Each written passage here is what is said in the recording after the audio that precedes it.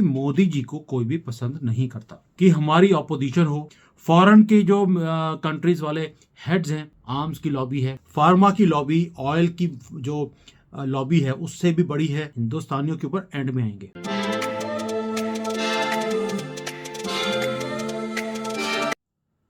नमस्कार दोस्तों, welcome back. दोस्तों, मैं आपको एक अजीब सी आज वीडियो बनाने वाला हूँ कि मोदी जी को कोई भी पसंद नहीं करता। जब मैं ये बोल रहा हूँ बड़ी रिस्पॉन्सिबिलिटी के साथ बोल रहा हूँ कि हमारी ऑपोजिशन हो, मोदी जी को पसंद नहीं करती। फॉरेन के जो कंट्रीज वाले हेड्स हैं वो भी मोदी जी को पसंद नहीं करते। आर्म्स की लॉबी है, जो पहले हम आर्म्स एंड अम्युनिशन को बाहर से इंपोर्ट करते थे वो हमने बंद कर दिया, इसलिए आर्म्स की लॉबी भी पसंद नहीं करती। फार्मा की लॉबी, ऑयल की जो लॉबी है उससे भी बड़ी है, वो भी मोदी जी को पसंद नहीं करते। अब एक एक करके खुलासा करते हैं कि रीजन क्या है कि मोदी जी को सारे हेट करते हैं और पूरी दुनिया एक आदमी को हटाने में लगी है कि 2024 में मोदी वापस नहीं आना चाहिए। ऐसा क्यों है? शुरू करते हैं ऑपोजिशन से, हिंदुस्तानियों के ऊपर एंड में आएंगे। पहले करते हैं ऑपोजिशन से। अभी आपने देखा कि ममता बनर्जी अपने कई 9-10 मिनिस्टर्स को लेकर मोदी जी के वहां पहुंच गई कि भाई पैसे दे दो। यही बोला उसने कि आपने जो हमारे फंड्स हैं वो सारे रोके हुए हैं, हमारे पास फंड्स नहीं आ रहे वेस्ट बंगाल में, इसलिए हमारी वहां पर कोई भी काम करना मुश्किल हुआ पड़ा है। और स्टेट्स जो है उन्हें सेंटर के ऊपर थोड़ा सा मोहताज भी रहना पड़ता है पैसे लेने के लिए, क्योंकि सारा बजट सेंटर के पास होता है। अब मोदी जी ने बोल दिया कि भैया आपको मैंने इतनी बार 100 बार पहले पैसे दिए हैं, उसका हिसाब तो दे दो। आप हिसाब नहीं देती हैं। तो स्टेट्स जो हैं वो बोलते हैं कि हिसाब हमने तो कभी आज तक 75 सालों में कभी हिसाब दिया नहीं, आप होते कौन हो? तो मैं आप भारतीयों की थोड़ी सी मेमोरी रिवाइज कर देता हूं, क्योंकि आपको मेन स्ट्रीम मीडिया भ्रमित करने के लिए तो सब कुछ बताएगा, लेकिन एक्चुअल फैक्ट क्या है वो बताता नहीं है, जिसके लिए मैं वीडियो बना रहा हूं। फैक्ट ये है कि 2014 से पहले कभी भी पूछा नहीं जाता था कि पैसे कहां गए, किसके लिए लगे और किसके लिए मांग रहे हो। लेकिन 14 के बाद जैसे ही मोदी जी आए, उन्होंने बोला भैया एक तो ये कि जिस चीज के लिए मैं पैसा दे रहा हूं वो वहीं लगना चाहिए। दैट मीन्स अगर मैंने आपको सड़क बनाने के लिए पैसा दिया है तो आपको वो पैसा सड़क पर ही लगाना है। ये नहीं है कि आप अपनी पर्सनल सैलरी या अपने डिपार्टमेंट के लोगों की सैलरी आपका उसमें से पैसा निकल जाए।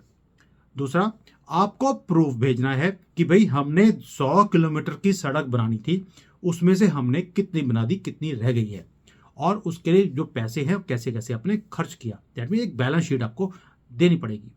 तीसरा और आखिरी पॉइंट कि अगर आपने 100 किलोमीटर की सड़क बोली है हमने बना दी है, तो आपको उसकी वीडियो बनाकर भी भेजनी है एज अ प्रूफ कि यस इस सड़क बनी है, क्या क्वालिटी है, ताकि अगर उसमें और कोई पैसा रिलीज करने वाला है तो सेंटर आपको रिलीज कर देगा। बिल्कुल आसान भाषा में समझा रहा हूं आपको कि पॉलिसी क्या थी। 2014 से पहले कोई ऐसी पॉलिसी थी ही नहीं। रीजन वो कहते थे भाई 1000 करोड़ चाहिए आपको, ले लीजिए। इसमें से सेंटर बोलती थी ये गंदगी वाली फैमिली, हमारा हिस्सा क्या? उसके नीचे ब्यूरोक्रेसी बोलती थी हमारा हिस्सा क्या? स्टेट बोलती थी हमारा हिस्सा, स्टेट के नीचे ब्यूरोक्रेसी, उसका अपना हिस्सा। तो इसीलिए राजीव गांधी बोलते थे 1 रुपए भेजता हूं, 85 पैसे तो मेरी फैमिली ही खा जाती है। तो ये सारे लोग ऐसे ही बिल बांट के खाते थे, 15 पैसा ही स्टेट में या कंट्री में लगता था। अभी उल्टा सिस्टम हो गया है, आपको प्रूफ देना पड़ता है, उसी चीज में पैसे लगाने पड़ते हैं, इसीलिए तरक्की भी हो रही है। आपने देखा होगा कि अगर पूरे नेशनल हाईवेज बन रहे हैं, रीजन क्या है कि हमने दे दिया कि भाई ये पैसा इसी काम के लिए लगेगा, कहीं और नहीं लगेगा। अब जब स्टेट गवर्नमेंट्स को हिसाब देना पड़ता है तो इनको नानी याद आ रही है। क्यों? हिसाब दे नहीं पाते, कैसे खा लिए। अब ममता बनर्जी है, मैं चलो मान लेता हूं शी इज करप्शन फ्री, लेकिन पैसे तो उनके अपने डिपार्टमेंट के लोगों ने खाए हैं, उनके अपने मंत्रियों ने खाए हैं। अगर वो बोलती हैं कि भाई आपने सड़क के लिए पैसा दिया था, आवास योजना के लिए पैसा दिया था, आपने स्कूल बनाने के लिए पैसे दिए थे, तो मेरा शिक्षा मंत्री भी पैसे खा गया, जो पीडब्ल्यू का मंत्री है वो भी खा गया, तो हॉस्पिटल वाले अपने अलग से खा गए। तो अगर वो नाम देती है तो ममता फंसती है, क्योंकि उसके सारे मंत्री ही जेल में जाएंगे। अगर नहीं देती तो खुद करप्शन में फंसती है। तो मोदी जी ने भी ऐसा पैंतरा मारा है उसके ऊपर कि बेटा तू आई तो है अपने सारे मंत्रियों को लेके कि इनके सबके डिपार्टमेंट के पैसे रुके हुए हैं, पिछला हिसाब दे। पिछला हिसाब दे नहीं सकती। आपको याद होगा रिसेंटली केरला वाले ने भी बोला था कि हमारे पास यहाँ पर फंड्स जो है वो सेंटर से नहीं आ रहे, तो अगर नहीं आएंगे तो हम डेवलपमेंट कैसे करेंगे। वहाँ पर भी इन्होंने, मोदी जी ने उनसे हिसाब मांगा है पिछले पैसों का, वो हिसाब नहीं दे रहे। क्यों? क्योंकि उन्होंने सारे पैसे खा लिए। अब जितने भी ऑपोजिशन पार्टीज हैं, बेचो को केजरीवाल हो, केजरीवाल ने भी क्या किया, पंजाब में 50,000 करोड़ रुपया एक साल में ले लिया गवर्नमेंट बनने के बाद, और 3 लाख करोड़ और मांग रहे हैं। जैसे कि ये फुफड़ के मैरिज में आए हुए हैं और वहां पर ये मांग रहे हैं, वो जिसको बोलते हैं ना चंदा, कि भाई मेरे फुफड़ की मैरिज है, हमें पैसे दे दो। ये हालत है इनकी। और 3 लाख करोड़ करना क्या है भी? पहले जो आपने 50,000 करोड़ लिया वो लगाया कहाँ पर? कोई हिसाब नहीं है। वो जी हमने सब्सिडी दे दी बिजली की, और हमारे से पूछ के दी थी तुमने, सेंटर से पूछ के दी थी। तुमने तो बोला था हम इनकम इतनी जनरेट करेंगे, हम उसमें से सब्सिडी दे देंगे। और आज आप अपनी सब्सिडी देने के लिए, अपनी गवर्नमेंट को बचाने के लिए आप सेंटर से पैसे मांगते जा रहे हो। भी रेवड़ियां आप बेचो और पैसा दे आपकी रेवड़ी खरीदने के लिए सेंट्रल गवर्नमेंट। ये कौन सा निजाम है भी? अब आप देखिए कर्नाटका में इन्होंने स्कीम दे दी कि हम हर एक फैमिली को 10-10 किलो बोरी चावल की देंगे, और उसके बाद 5 महीने के बाद उस स्कीम बंद कर दी कि भी सेंटर हमें पैसा नहीं दे रही। स्कीम आपकी स्टेट की, सेंटर फंडिंग क्यों करे? सेंटर की स्कीम थी कि हमने फ्री राशन सबको देना है, उसको सेंटर दे रही है। और इन्होंने क्या किया, वो जो अपनी रेवड़ी बांटने के लिए इन्होंने जो पॉलिसी बनाई उसका पैसा भी ये सेंटर से मांग रहे हैं। और वो बोल रहे हैं कि जो फूड कॉर्पोरेशन ऑफ इंडिया है उसके अंदर जितना भी खाना पड़ा है वो सारा उठा के कर्नाटका वालों को पकड़ा दिया जाए फ्री ऑफ कॉस्ट में, ताकि ये आगे बांटे और ये बोले देखिए जी हमने प्रॉमिस किया था, हमने अपनी प्रॉमिस पूरी कर दी। ये है सच्चाई। सारे जो स्टेट जो है रौला डाल रही है, स्यापा डाल रही है सेंटर के ऊपर कि सेंटर हमें पैसा नहीं भेज रहा। इसमें सच्चाई ये है, ये सारा पैसा खुद खा जाते हैं, लोगों तक नहीं पहुंचता। इसीलिए मोदी से नफरत है कि मोदी कौन होता है हमसे हिसाब मांगने वाला, क्योंकि आज तक तो किसी ने हिसाब मांगा ही नहीं। अब मुझे उम्मीद है आपको ये सारी जो गेम है ऑपोजिशन की, नफरत की भी, और नफरत एक तो ये है कि हिसाब मांग रहे हैं, दूसरा पैसे खाने के रास्ते सारे बंद कर दिए। अब मैं आपसे क्वेश्चन और पूछता हूं कि भाई आपने देखा कि कर्नाटका में बाढ़ आ गई, हिमाचल में बाढ़ आ गई, ऐसा ही क्यों होता है कि कांग्रेस जहां जहां जाती है वहां पे बाढ़ आ जाती है या वहां पे सूखा पड़ जाता है। और जैसे ही बाढ़ आई है, एक हफ्ते से पहले पहले हिसाब भी बना लिया गया कि यहां पर कितने अरबों रुपए का नुकसान हो गया है। भाई आपसे हिसाब मांगे हुए साल हो गया, आपको ये हिसाब देना मुश्किल हुआ पड़ा है कि भाई हमने पैसे लिए थे 1,000 करोड़ रुपए, वो 1,000 करोड़ हमने कहां कहां लगाए हैं, वो आपसे हिसाब साल में बना नहीं।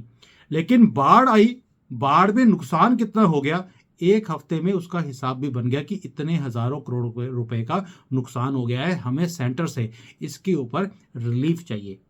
ये है कांग्रेस की सच्चाई। और ऐसा क्यों होता है, मैं बात दोबारा पूछ रहा हूं आपको, मुझे कमेंट्स में चाहिए आपका आंसर भी। जहां जहां कांग्रेस जाती है वहां बाढ़ क्यों आ जाती है और इतनी जल्दी से हिसाब कैसे बन जाता है इनका?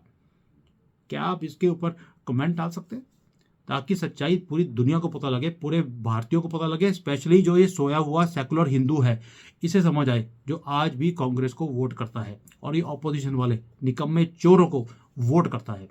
अब तो ये होगी नेशनल के ऊपर जो मैंने बात करनी थी। अब थोड़ा सा बड़े लॉबीज की बात करते हैं। आर्म्स लॉबी है, उसने क्या किया कि पहले तो होता था कि हर एक चीज बाहर से इंपोर्ट होती थी, अभी मोदी जी ने बोल दिया कि 67 to 70% हम भारत में ही बनाएंगे, बाहर से इंपोर्ट नहीं करेंगे। इससे जो आर्म्स लॉबी है इसकी दुकान बंद हो गई। अब आर्म्स लॉबी ने क्या किया है कि जितने भी हमारे रिटायर्ड फौजी हैं, उनकी बिगड़ी हुई औलादे हैं, उनको अपनी लॉबी में शामिल कर लिया, पैसे देते हैं और भारत की आर्मी के खिलाफ और गवर्नमेंट के खिलाफ ये वहां पर स्टेटमेंट्स देते हैं, आर्टिकल्स लिखते हैं, वीडियोस बनाते हैं। उनको भी, बच्चों को भी पता नहीं है कि भाई उन्हें यूज किया जा रहा है आर्म्स लॉबी की तरफ से, लेकिन चल रहा है काम। मैंने इसके ऊपर बड़ा डिटेल में वीडियो बनाया है, आप जाकर देख सकते हैं, आजकल में आपको दिख जाएगा कि जो ये आजकल अटैक्स हो रहे हैं आर्मी के ऊपर, और उसके खिलाफ बोल कौन रहा है? हमारे ही एक्स आर्मी चीफ्स होंगे या जनरल होंगे, उनके बिगड़े हुई औलादे वही भ्रमित कर रही हैं कि गवर्नमेंट कुछ कर ही नहीं रही। पहली बात ये होगी आर्म्स लॉबी की। वैसा ही फार्मा का भी है। अब मोदी जी ने क्या किया, आपको जेनरिक मेडिसिन आपको अलाउ कर दी, और साथ में उन्होंने पूरे कंट्री में दुकानें भी खोल दी। वहाँ पर आपको जो मेडिसिन है 5 रुपए का पत्ता मिल जाता है, जो पहले 100 रुपए का मिलता था। अब जो फार्मा की लॉबी है उसकी भी पेट पे लात मार दी, इसलिए वो भी चाहती हैं, आर्म्स लॉबी भी चाहता है मोदी हटे, आपकी फार्मा लॉबी भी चाहती है कि मोदी हटे। अब तेल की लॉबी देख लीजिए। तेल की लॉबी में पहले क्या था कि सऊदी अरेबिया, मिडल ईस्ट, इनकी दादागिरी थी। मोदी जी ने उसके ऊपर भी लात मार दी, रशिया से सस्ता तेल खरीद लिया। रशिया से भी सस्ता तेल हम वेनेजुएला से, ईरान से खरीदने की बातें कर रहे हैं। अब आर्म्स लॉबी, फार्मा लॉबी के साथ ऑयल लॉबी भी शुरू हो गई है कि मोदी को हटाना जरूरी है, वरना ये तो हमारी दुकान बंद कराएगा। ये आपको समझ आ गया नेशनल लेवल पर। अब हम इंटरनेशनल लेवल पर चलते हैं। इंटरनेशनल लेवल पर भी जो बड़ी बड़ी कंट्रीज हैं वो चाहती हैं मोदी हार जाए। नफरत इतनी है कि आपको अंदाजा भी नहीं है। अब उसका रीजन क्या है? देखिए 26 जनवरी था, 26 जनवरी पे किसने आना था? बड़े पप्पू बाइडन ने। आखिरी मोमेंट पे उस आदमी ने कैंसिल कर दिया। क्यों? ताकि मोदी का नाम खराब हो, ऑपोजिशन को मुद्दा मिले। बड़े बड़के मार रहे थे तुसी कि जी बाइडन आएगा हमारे 26 जनवरी पे, नहीं आया, अब कर लो जो करना है। क्यों? ताकि मोदी का नाम खराब हो और यहाँ पे लोगों को लगे यार ये तो बड़ा वीक आदमी है, एक बाइडन जैसे छोटे मोटे बंदे को भी बुला नहीं पाया अपने 26 जनवरी को।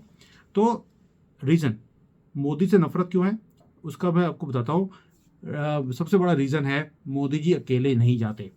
2014 से पहले जब भी कोई हमारा प्रधानमंत्री जाता था, साथ में कुछ मंत्री होते थे, साथ में जाते थे। जनरली फॉरेन मिनिस्टर ही प्रधानमंत्री के साथ जाया करता था। लेकिन अभी क्या होता है, आप कोई भी फोटो निकाल लीजिए मोदी के ट्रिप की, वहां पर 2 आदमी आपको मोदी जी के पीछे हमेशा दिखेंगे। फॉरेन मिनिस्टर एक तरफ बैठा होता है और दूसरी तरफ बैठे होते हैं हमारे NSA अजीत डोवल जी। आपने पहले कभी भी NSA जो है हमारा भारत का, क्या प्रधानमंत्री के साथ में देखा? नहीं। आपको हमेशा प्रधानमंत्री के साथ मम्मी जी, बेटा जी, जीजा जी, ऐसे ही लोग दिखते थे। आपको कभी भी फॉरेन मिनिस्टर कहीं और कोने में बैठा होता था, फोटोशॉप में कभी भी, फोटो ऑप में कभी भी वो दिखता नहीं था। और मोदी जी क्या करते हैं? जयशंकर एक तरफ और डोवाल जी दूसरी तरफ। अब रीजन क्या है? रीजन है हमारी संस्कृति, जिसको हम सनातन संस्कृति बोलते हैं। और भारत की संस्कृति क्या है? भय बिन होत ना प्रीत। मतलब क्या हुआ? एक तरफ तो है प्रीत जयशंकर जी कि भाई आपने प्यार से बात माननी है तो जयशंकर जी बात कर लो, वरना भय के लिए तो अजीत डोभाल है ही हैं, जो बोलते कम हैं और मारते ज़्यादा हैं। पाकिस्तान को पता है इस चीज़ का, इनको अभी वेस्टर्न वर्ल्ड को समझ नहीं आई कि भय और प्रीत होती क्या है। देखिए मोदी जी का स्टाइल है बिना बोले ही अपना काम कैसे निकलवाना है, और यही चीज़ है कि आंख में आंख डाल के मोदी जी बात कर सकते हैं, क्योंकि उनको मालूम है कि पीछे कौन खड़े हैं। विक्रम और बेताल एक तरह से पीछे खड़े हैं, और ये चीज़ दुनिया भी समझ गई है कि भाई मोदी को हटाना ज़रूरी है, वरना ये अपने सारे काम दुनिया में करवाते जा रहे हैं एंड दुनिया के पास उसके खिलाफ कोई भी कार्रवाई करने के लिए कुछ भी है ही नहीं। इसीलिए नफरत है मोदी से कि मोदी को हटाना है, ताकि यहाँ पर पप्पू जैसा कोई आदमी आके बैठ जाए और इनकी हाँ में हाँ मिलाता रहे। That's all. तभी चाइना भी हेट करता है, पाकिस्तान हेट करता है, आज अमेरिका भी लगा हुआ है मोदी को हटाने के लिए। सामने तो बोलेंगे तुसी सासी पर अपरा, बट बैक पे क्या है कि मोदी को हटाओ। सो दोस्तों, मैंने आपको एक नटशेल में समझाना था कि नेशनल लेवल पर लोग क्यों मोदी को हेट करते हैं, इंटरनेशनल लेवल पर कैसे काम हो रहा है, सारी लॉबीज कैसे लगी हुई हैं मोदी को हटाने के लिए, और ये जो नेशनल लेवल पर है। अभी मोदी जी ने क्या किया है, ममता बनर्जी आई थी, उसी से शुरू किया था, उसी पे ख़त्म करते हैं। ममता बनर्जी से एक बात बोली कि हिसाब दो, वो बोली हिसाब तो नहीं देंगे भी नहीं। तो मोदी जी ने बोला ठीक है, तेरे से हिसाब नहीं बनता तो मैडम हम एक काम करते हैं, एक कमेटी बना लेते हैं, आपके आदमी भी रहेंगे, स्टेट के, सेंटर के भी रहेंगे, हम इन्वेस्टिगेशन करवा लेते हैं। उसने इमीडिएटली उठी वहाँ से और वापस चली गई। उसे मालूम था कमेटी बनेगी तो सारी विकटें गिर जाएंगी मेरे स्टेट की, कुछ भी बचेगा नहीं, क्योंकि दिखाने के लिए कुछ है ही नहीं, सारा पैसा खा लिया गया। यही चीज़ था पहले 2014 से पहले जो पूरे देश में होता था, और अब वो सारे रास्ते पैसे खाने के बंद कर दिए गए हैं, इसीलिए नफरत है। अब आते हैं हम देशवासियों पे। देशवासी जो हैं वो मोदी से नफरत क्यों करते हैं? मोमिन हमें पता है मोदी से नफरत करते हैं बिकॉज मोदी जी ने जो जो काम बोले थे वो सारे एक एक करके उन्होंने करके दिखाए। बेशक वो मोमिन को लगता है कि उनके खिलाफ है, क्योंकि 1000 साल से इनको आदत थी, हिंदुओं के मंदिर तोड़ दिए, हिंदुओं की लड़कियां उठा के ले गए, उनको कन्वर्ट कर दिया, धोखा दिया। अभी वो सारी चीज़ें बंद हो रही हैं एक एक करके। मोमिन को जो आदत पड़ी हुई थी फ्री हैंड की, वो बंद हो रही है। कांग्रेस ने भी उसके अंदर घी डालने का कोशिश किया आग के अंदर, और इन्हें बढ़ाते रहे, सिर पे बढ़ाते रहे, हिंदू को दबाते रहे सेकुलरिज्म के नाम पर, ह्यूमन राइट्स के नाम पर, और इन्होंने अपनी मनमर्जियाँ करी। मोदी जी ने आकर सारा कुछ बंद कर दिया, इसलिए मोमिन नफरत करता है मोदी से। अब तो ओपनली बोलना शुरू कर दिया, मोदी हटेगा हम इनके सारे मंदिर जो बचे कुचे हैं वो सारे बंद करने हैं, तोड़ने हैं, और सब जगह पे मस्जिदें बनानी हैं, और सारे हिंदुओं को मार मार के हमने कन्वर्ट करना है या यहाँ से भागने के लिए मजबूर करना है। और इनके जितने घर हैं, जो इतनी प्रॉपर्टीज़ बनाई हुई हैं हिंदुओं ने, ये तो हमारे लिए बनाई है, हमने सारी लूटनी है, क्योंकि हमने तो कभी सीखा ही नहीं है काम करना, हमने तो लूट मार ही सीखी है, क्योंकि हमें किताब यही सिखाती है। तो मोमिन का समझा दिया। अब आते हैं हिंदुओं पे। हिंदू मोदी से नफरत क्यों करता है? क्योंकि मोदी जी ने फ्री में बांटना जो सिस्टम था रेबड़ियों का वो बंद कर दिया। और हिंदू है वो कहता है फ्री नहीं मिला तो मिला क्या? भाई आपको याद होगा जो पहले हमारे यहाँ पर, आज को तो पैकेट के दूध आते हैं, पहले हमारे यहाँ पर एक दूध वाला आता करता था हमारे मोहल्ले में। वो क्या करता था, 2 किलो दूध देता था, साथ में उसके बाद वो 100 ग्राम दूध और डाल के देता था आपको। आप उसी में खुश हो जाते थे हिंदू। क्यों? यार ये 100 ग्राम जो है ना, ये मुझे ज़्यादा दूध दे रहा है, और भैया 300 ग्राम तो पानी में मिक्स करके लेके आया, उसमें आपको फर्क नहीं पड़ता। आपको भी मालूम है कि पानी डालकर लेकर आया ये जो दूध बेचने वाला आया है, लेकिन आपको 100 ग्राम फ्री देकर वो आपको खरीद लेता था। यही चीज़ है, यही डीएनए है हिंदुओं का, जिसके कारण अब जो हिंदू है वो मोदी को हेट करता है। क्यों? क्योंकि मोदी जी कुछ फ्री में देते ही नहीं, और भाई फ्री के चक्कर में आपने देश अपने हाथ से निकाल दिया 75 सालों में। You were the most hated person in the world कि यार इनका कुछ नहीं हो सकता, ये गरीब लाचार बेसहारा कंट्री है, ये ऐसे ही चलेगी। लड़कते भड़कते कभी फ्रेजाइल 5 में आ गई, कभी फ्रेजाइल 3 में, उसके बाद फ्रेजाइल हो गई, जैसे श्रीलंका पाकिस्तान हो चुके हैं। सो मैंने आपको समझाना था दोस्तों, this is why at ground level से लेके ऊपर तक सारे मोदी को हेट क्यों करते हैं। हेट करते रहिए, देश आपका है, प्रधानमंत्री आपने चूज करना है, कर लीजिए। मैं तो आपको चॉइस दे रहा हूँ बार बार, टोंटी चोर, केजरीवाल, ममता बनर्जी, स्टैलिन, आप किसका नाम लेंगे, जिसको आपने चूज करना है आप कर लीजिए। उसके बाद भविष्य आपका क्या होगा ये भी पहले सोच लेना कि आपका भविष्य उसके बाद क्या होने वाला है। और लास्टली, पप्पू को मैं भूला नहीं हूँ, ये मत सोचना मैंने पप्पू का नाम नहीं लिया, क्योंकि वहाँ पर पप्पू पप्पी पप्पा बहुत कुछ है जिनमें से आप चूज कर सकते हैं। अपनी choice for the next prime minister comments में डाल देना, ताकि मुझे पता लगे आप किस कैटेगरी को बिलोंग करते हो, और दोबारा से आपके जैसे लोगों के लिए मुझे किसके लिए कौन सी वीडियो बनानी चाहिए वो मुझे एक डायरेक्शन मिल जाएगी। थैंक यू, जय Hind. Hi there. If you liked the video, please don't forget to smash the like button, subscribe to our channel, and activate the bell icon so that you receive all notifications whenever we upload a new video. Thanks for watching.